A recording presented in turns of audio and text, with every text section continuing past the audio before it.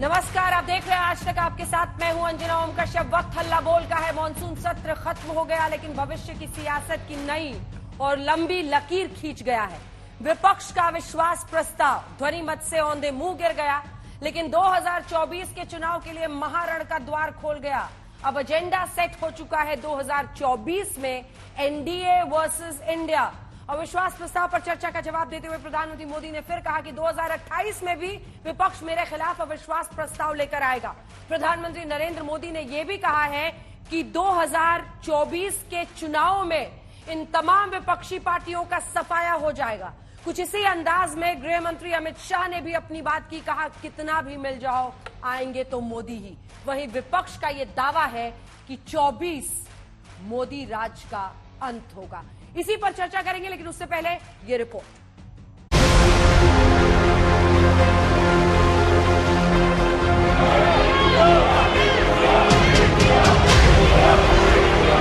ये इंडिया गठबंधन नहीं है, एक घमंडिया गठबंधन है।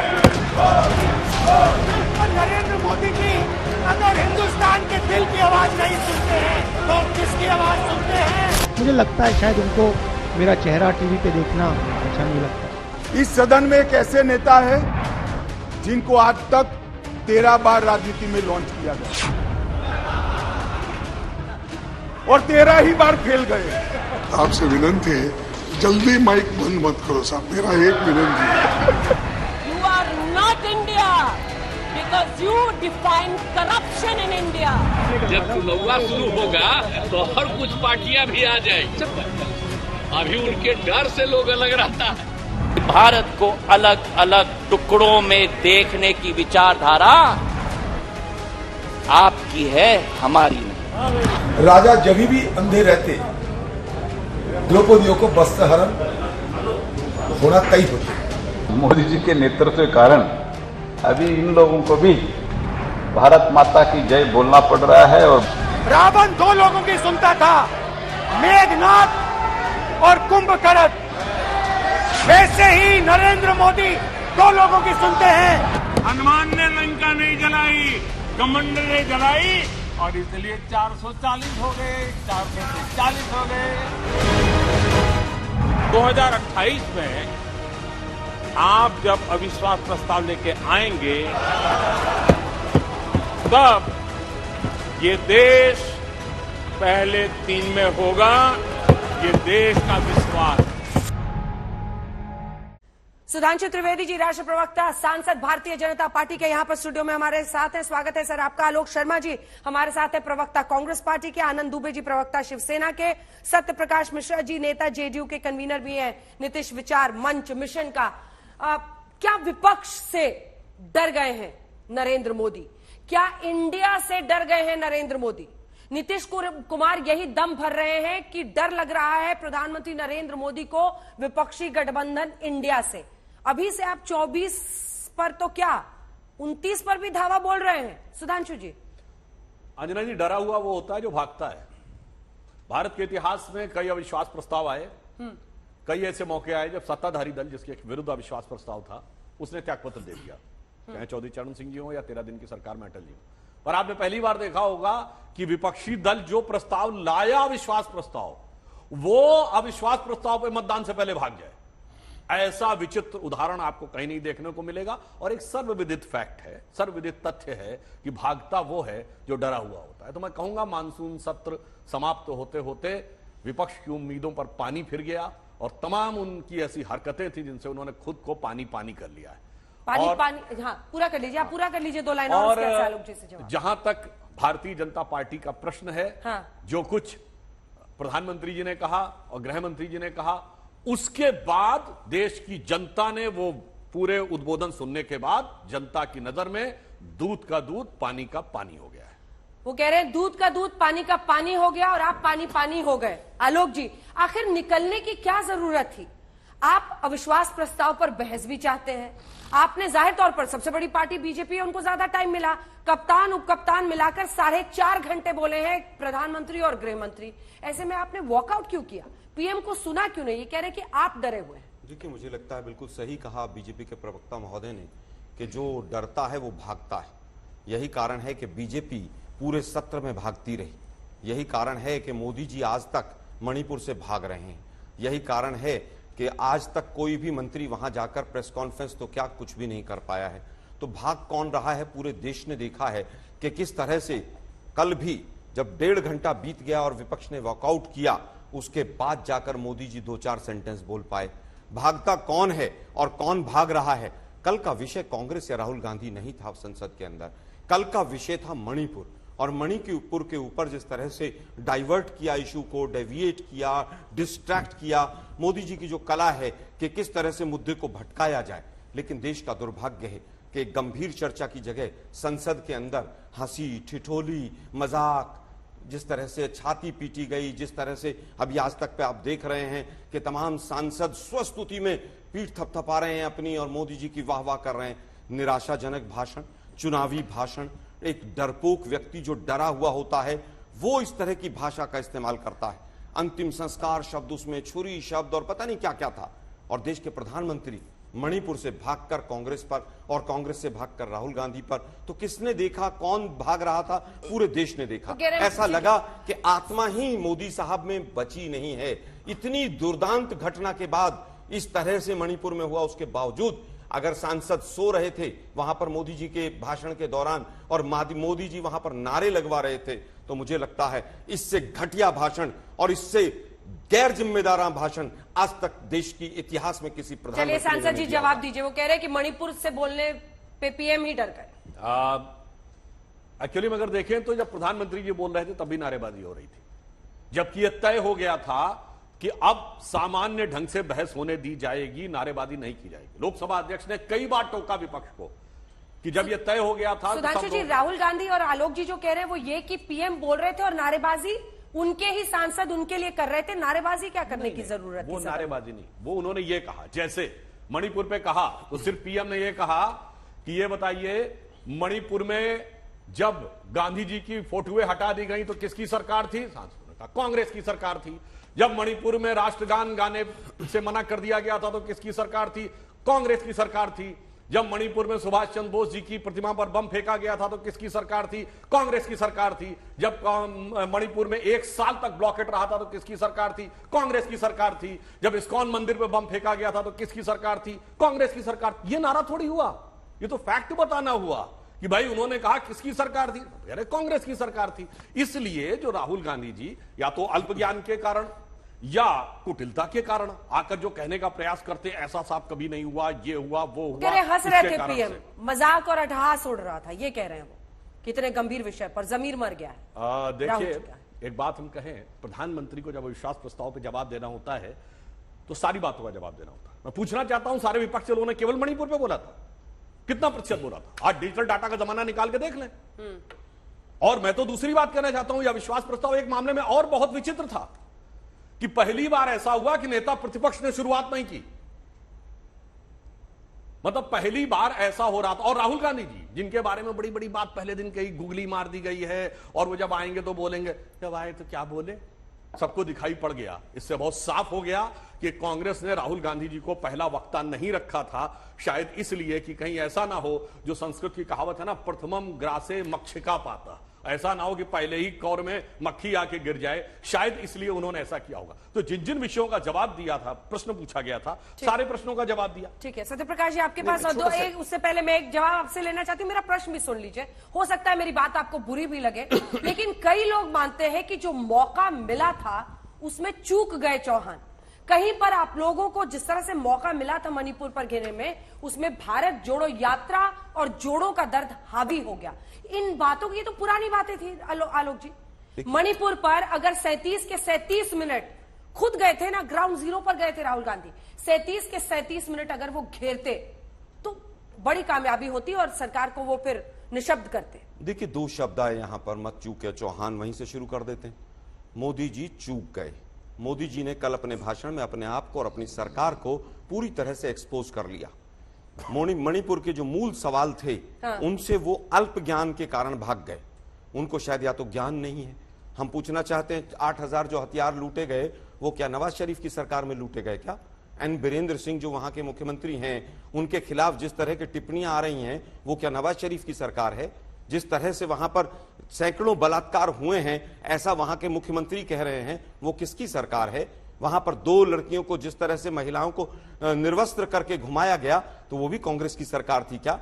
हम पूछना चाह रहे थे, 10 सवाल थे, एक का सवाल का जवाब नहीं दिया। कल भी पूरी तरह से पूरे संसद में लफ्फाजी और झूठ और तमाम चीजें वहां पर पेल दी गई। हम पूछना चाह रहे हैं कि वहां पर जिस तरह से कुकी और मैतेई बीच के समाज के बीच में वर्टिकल स्प्लिट हो गया है, आपस में एक दूसरे को गोलियां मार रहे हैं, वो भी कांग्रेस की सरकार थी क्या? अरे भाई, आप इतिहास को कब तक ढोते रहोगे? हमसे भी कुछ गलतियां हुई होंगी, वहां की ज्योग्राफी और एंथ्रोपोलॉजी से भी कुछ चीजें ऐसी रही होंगी, लेकिन दुर्भाग्य यह है कि मोदी जी चूक गए। मोदी जी चाहते तो अपनी सरकार को बचा सकते थे, लेकिन क्योंकि उनका दिया हुआ है ये पूरा का पूरा दंश जो मणिपुर झेल रहा है, वो मोदी जी और मोदी जी की सरकार के द्वारा किया गया है। वो चाहते ही नहीं है कि आग बुझे। आग लगाई हुई उनकी है, आग में उनके तमाम लोग लिप्त हैं, इसीलिए उन्होंने मणिपुर से बचना और भागना बेहतर समझा। ठीक है, सुधांशु जी जवाब दे दें। बाकी दोनों भी आप ही की तरफ से हैं, इसलिए मुझे उनको टाइम देना पड़ेगा। इसके बाद आप बोलिएगा सत्य जी। ठीक है, पहले बोल लीजिए छोटा सा जवाब।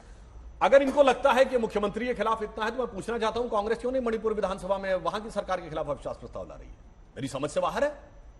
मुख्यमंत्री को बर्खास्त करो, मुख्यमंत्री के खिलाफ क्यों नहीं ला रहे? डबल इंजन कौन कहता है? हाँ, तो मैं यही तो आपसे बात डबल इंजन कौन कहता है सर? मैं तो कह रहा हूं, आपको लग रहा है डबल इंजन, तो वहां की सरकार के खिलाफ अविश्वास प्रस्ताव क्यों नहीं? क्योंकि आपको पता है कि वहां संवेदनशीलता यह है कि आपकी हैसियत नहीं है कि आप वहां खड़े होकर बोल सके, इसलिए दिल्ली में आके प्रोपेगेंडा करना। दूसरा, भाई आलोक जी को ध्यान रखना चाहिए, तमाम झूठ बोल दिए मान्यवर, संसद में झूठ नहीं बोला जा सकता। झूठ बोले तो विशेषाधिकार हनन का प्रस्ताव लाने के लिए आप स्वतंत्र हैं, इसलिए ये डिबेट नहीं है कि आए बाएं साएं कुछ भी बोल के चले गए। अब आपने पूरी बात कर ली, पूरी बात कलावती पे देश के गृह मंत्री ने झूठ बोला। भाई मैं पूरी बात कर रहा हूं। 8,000 की संख्या कहां से आई भाई? ये कहां का डाटा है? 8,000 कोई सरकारी डाटा है क्या कि कहीं से भी कोई डाटा उठा के कह देना?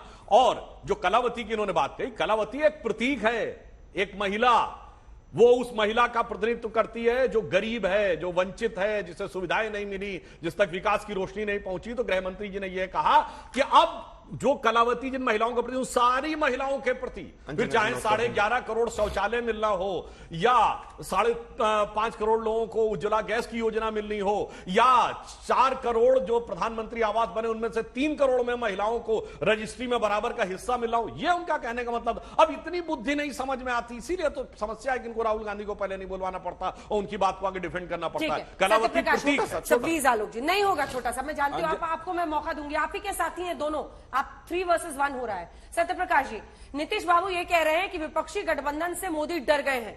बहुत सारी पार्टियां हैं जो अभी तो जब तक सरकार चल रही है उस तरफ है, लेकिन वो चुनाव के पहले हमारे साथ आ जाएंगी। कौन कौन सी वो पार्टियां हैं जिसको लेकर उम्मीदें आपकी बनी हुई है? और क्या अविश्वास प्रस्ताव उल्टा पड़ गया? क्योंकि 24 का एजेंडा सेट करते हुए प्रधानमंत्री नरेंद्र मोदी ने जनता के बीच ये संदेश दिया कि इंडिया तो सिर्फ नया नाम है, ये वही पुराना यूपीए है, वही यूपीए जो कि छवि थी जिसकी भ्रष्टाचार, तुष्टीकरण और वंशवाद वाली, इन तीनों मुद्दों पर उन्होंने टारगेट किया है। 24 को लेकर सीधा उनका एक तरह से एंगल था। ये बात सही है और एक बहुत अच्छा तथ्य है कि बहुत सारी ऐसी पार्टियां हैं जो एनडीए में उसके नकारात्मक धोखेबाजी रवैये के कारण दुखी हैं, और वो पार्टियां भी 124 की दिशा आते आते तक इस तरफ आएंगी। ये बात बिल्कुल सही है और नीतीश जी ने सही कहा। अभी उन पार्टियों का जिक्र करना जरूरी नहीं है, लेकिन कुछ पार्टियां हैं जो हमेशा तटस्थ रही हैं। इतिहास भी गवाह है, बहुत सारे विश्वास प्रस्ताव के बहस को मैंने देखा है।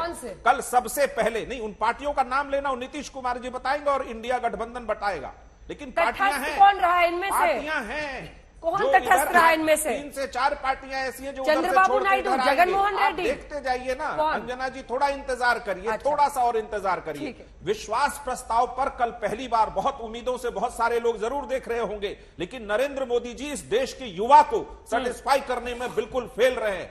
ललन सिंह जी ने बात उठाई थी कि आपने युवाओं को अग्निवीर योजना देकर के रिटायर करने की 4 साल में योजना ले आई। 3 लाख लोगों को सारे परीक्षाओं में पास करने के बाद नियुक्ति पत्र नहीं दिया।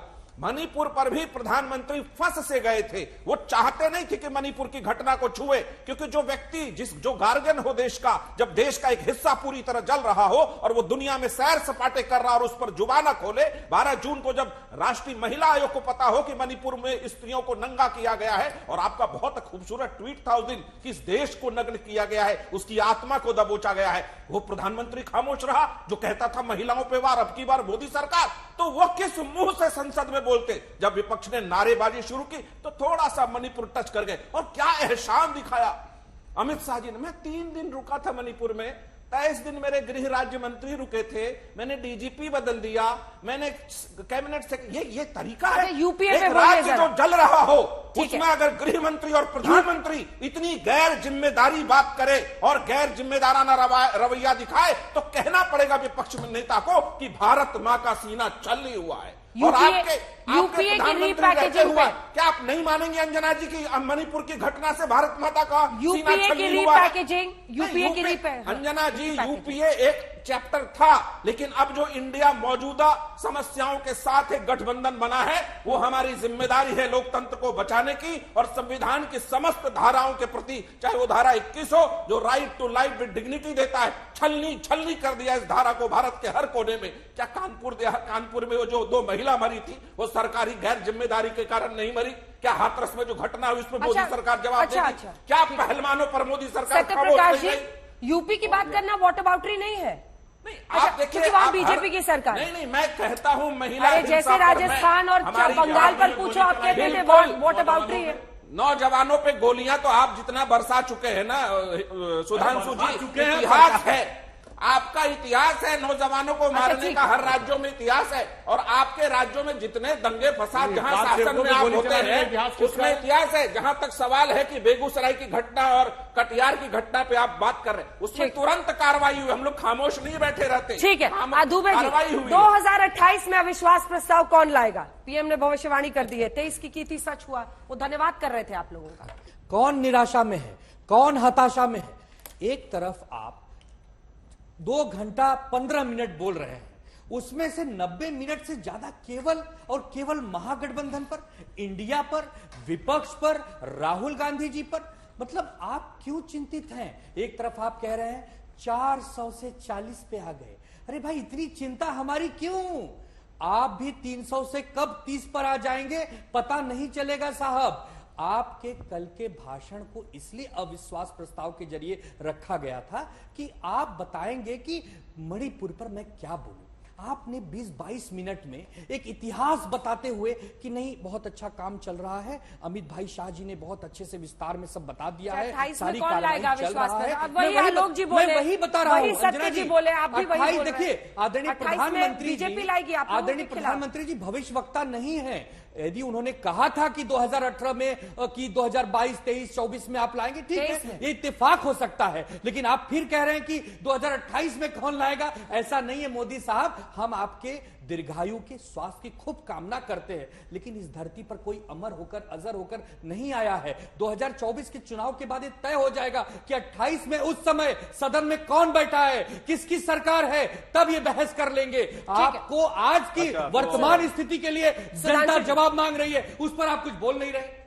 वो कह रहे हैं कि राजनीति में वक्त बदलते समय नहीं लगता है, और वो कह रहे हैं कि आप वापस आ सकते हैं। अब सवाल यह है कि देखिए, महुआ मोइत्रा ने एक बहुत इंटरेस्टिंग बात कही थी कि 38-40% वोट पर ही तो देश की आपकी सरकार चल रही है। अगर विपक्ष एकजुट हो गया तो वाकई आपके लिए खतरा है।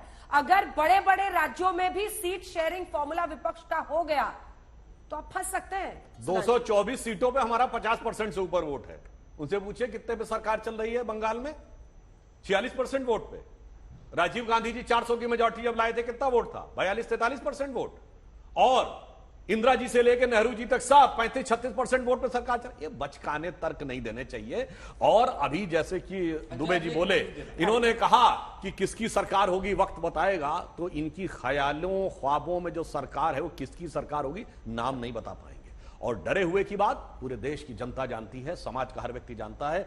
डरा हुआ वो होता है जो अपना नाम बदलता है, जो अपनी आइडेंटिटी बदलता है, जो अपने चेहरे पे एक मुखौटा लगाता है।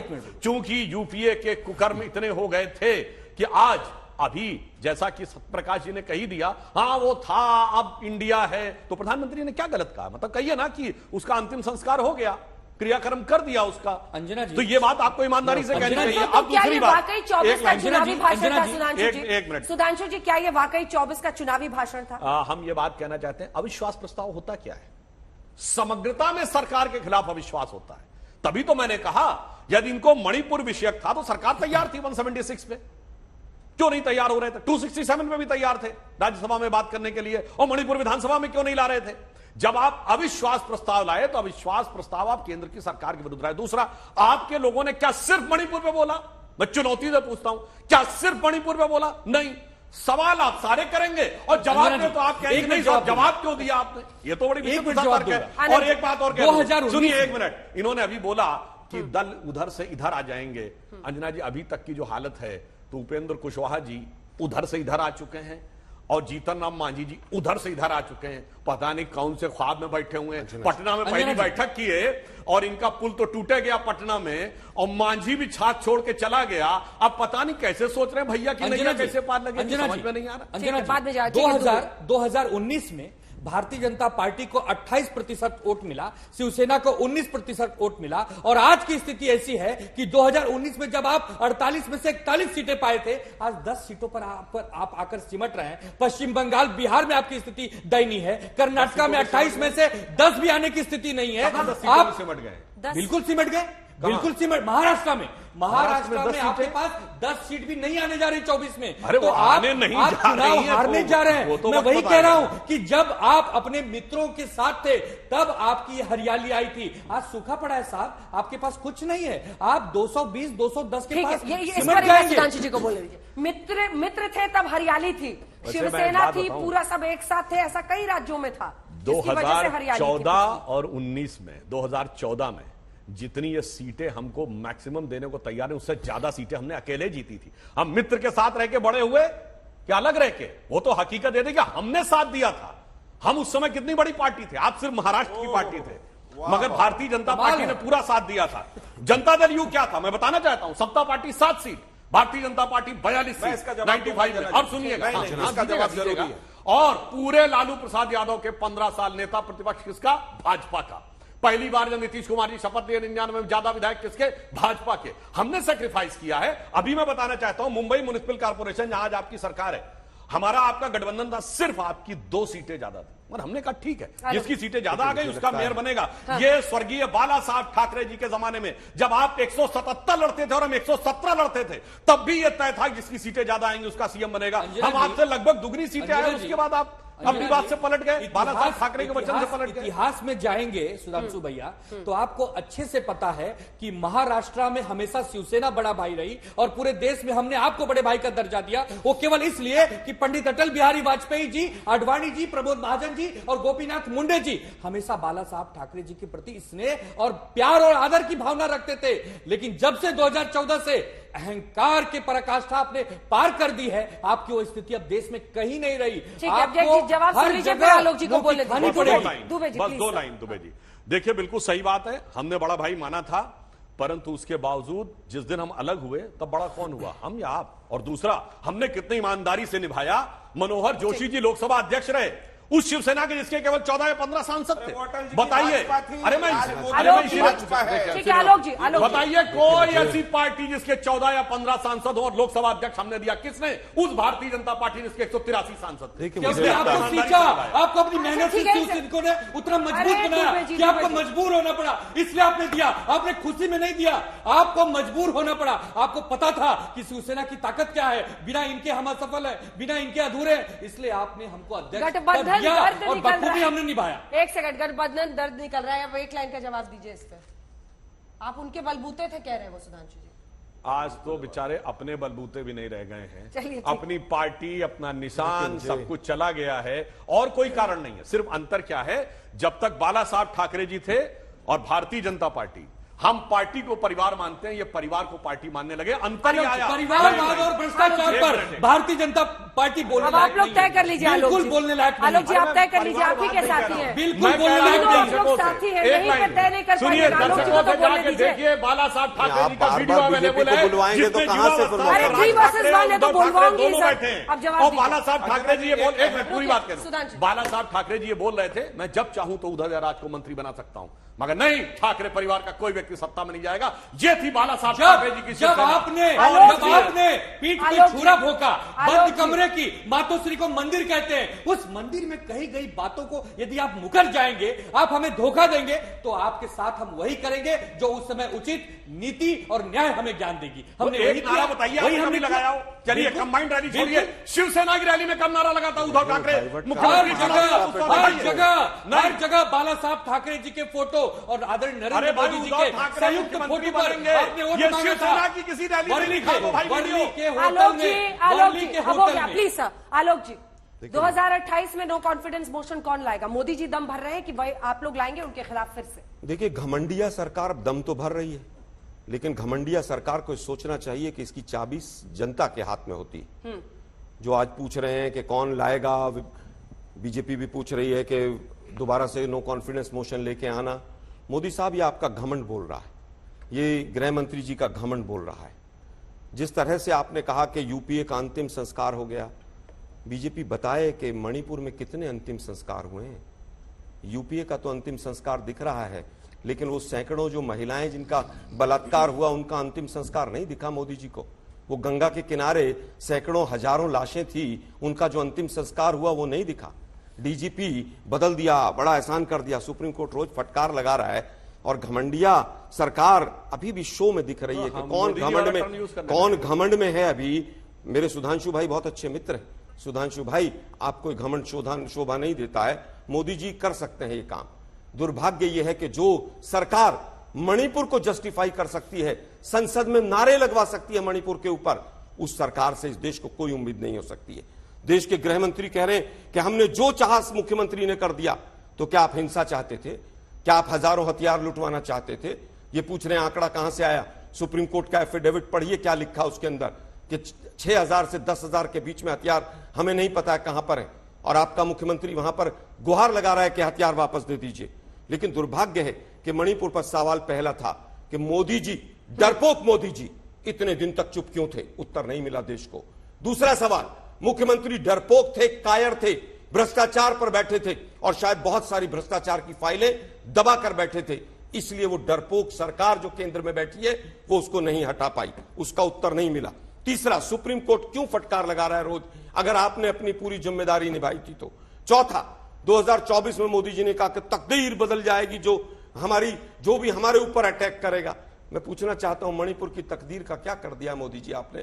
पूरे देश देख रहा है, पूरा विश्व देख रहा है कि किस तरह से मणिपुर के लोगों की तकदीर को आपने समाप्त कर दिया है। मैं अंतिम बात कहना चाहूंगा कि जो सरकार इतनी असंवेदनशील हो, जो देश का प्रधानमंत्री इतना असंवेदनशील हो, 2024 का इंतजार कीजिए, जनता उखाड़ कर फेंक देगी। जवाब दीजिए इसका। इन्होंने इतनी बातें कही, बस एक वाक्य पूछता हूं। 2018 में हमारी सरकार आई और मई 2023 तक 6.5 साल मणिपुर में एक भी ब्लॉकेट नहीं हुआ। चुनौती तो पूछता, बताओ कोई 6 साल जिसमें एक भी ब्लॉकेट ना हुआ हो, बताइए।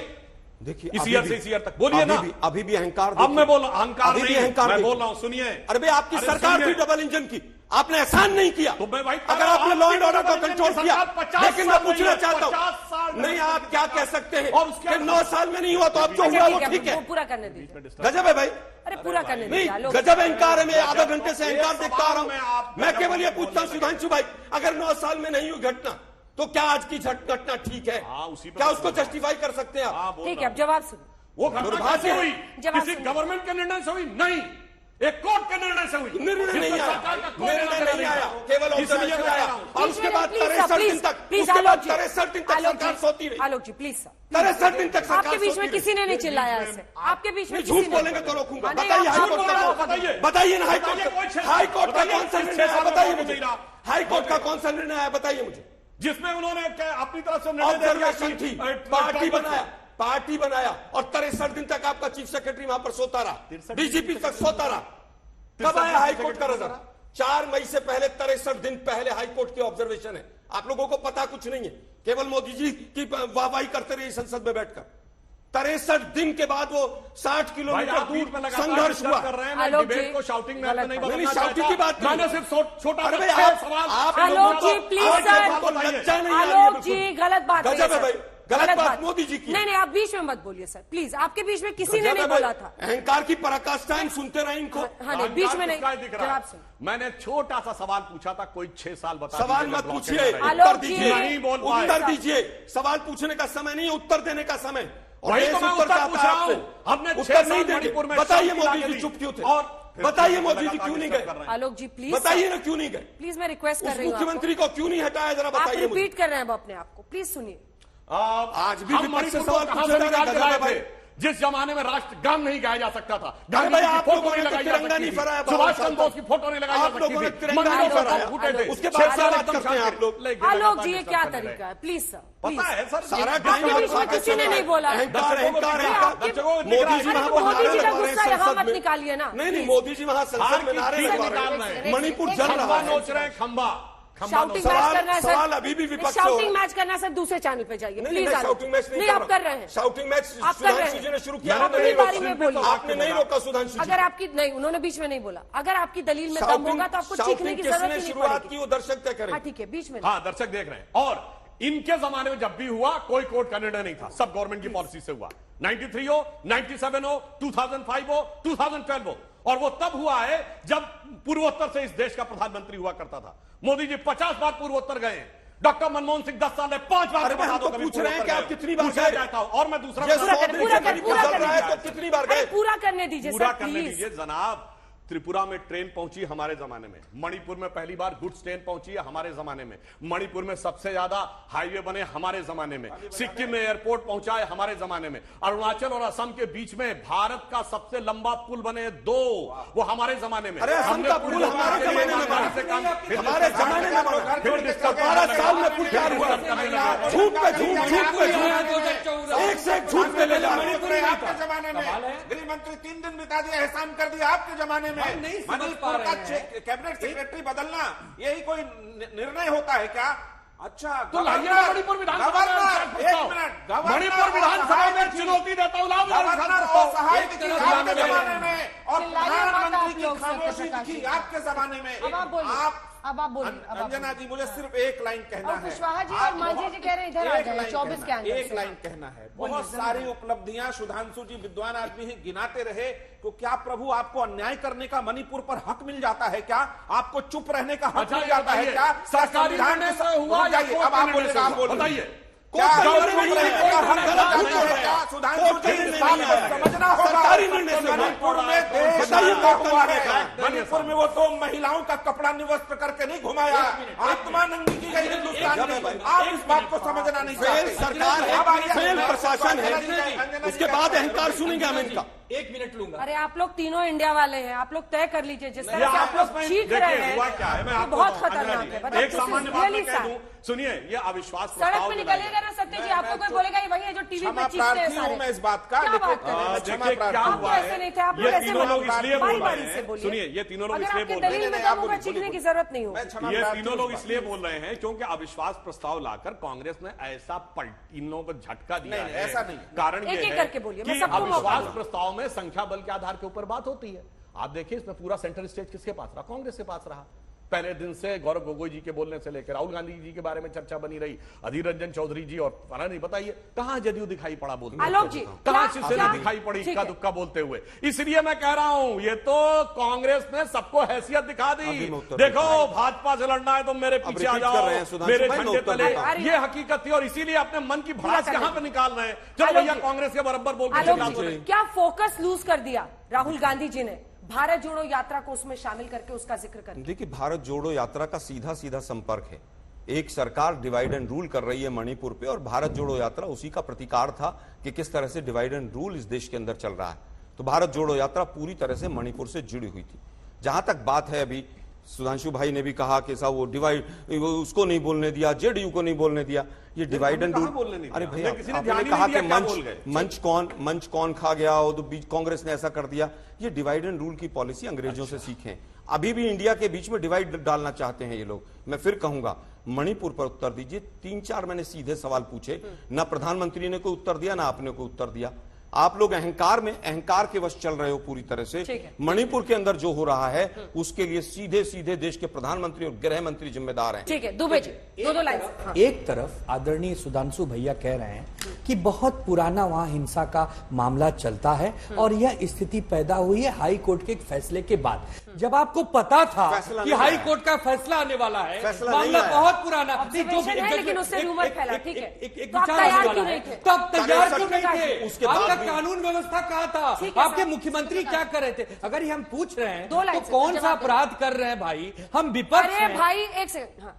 देखिए, शहाब जाफरी का एक शेर सुषमा जी नहीं उठाया था, मैं फिर से उठा देता हूं। तू इधर उधर की ना बात कर, ये बता मणिपुर क्यों जला?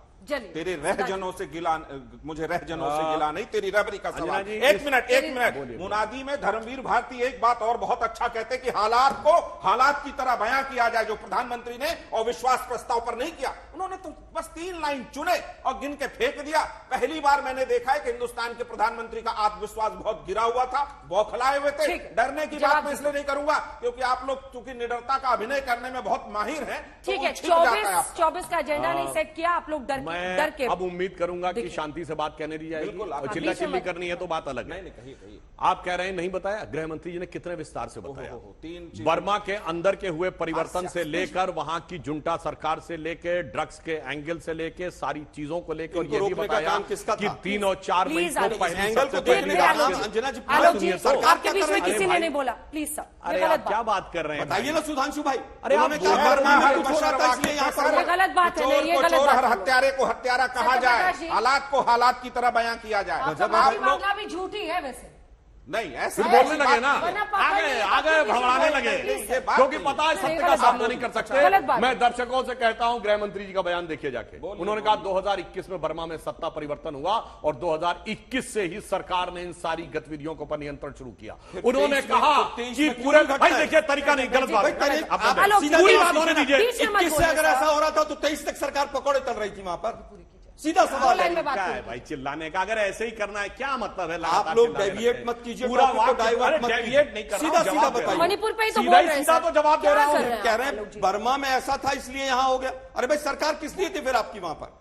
डबल इंजन की सरकार किस लिए थी? सुधांशु भाई बात करना, अगर डिबेट करनी है तो करो, वरना चिल्लाना चिल्लाओ। नहीं चिल्लाना चिल्लाओ नहीं तो क्या मोदी जी ने लगातार हर बात मोदी जी ने अपने चले जा रहे हैं। कौन भड़बड़ा रहा है? वो तो बदतमीजी की इंतहा है आलोक जी। बदतमीजी देश के प्रधानमंत्री कर रहे हैं। अच्छा बोलिए। मैंने आगे का वाक्य बोला, देश के प्रधानमंत्री देश के लोकतंत्र के साथ बदतमीजी कर रहे हैं, संविधान के साथ बदतमीजी कर रहे हैं संसद के अंदर। भारत मां की हत्या करने वाले संविधान नहीं तो क्या हुआ वहां पर? भारत मां के ऊपर संविधान की गला घोटने वाले संविधान छोड़ो ना, मणिपुर पर बात करो। मणिपुर की जो हालत कर दिया आपने उसके लिए जिम्मेदार कौन कर रहे हैं? अब देखिए चिल्ला कौन रहा है?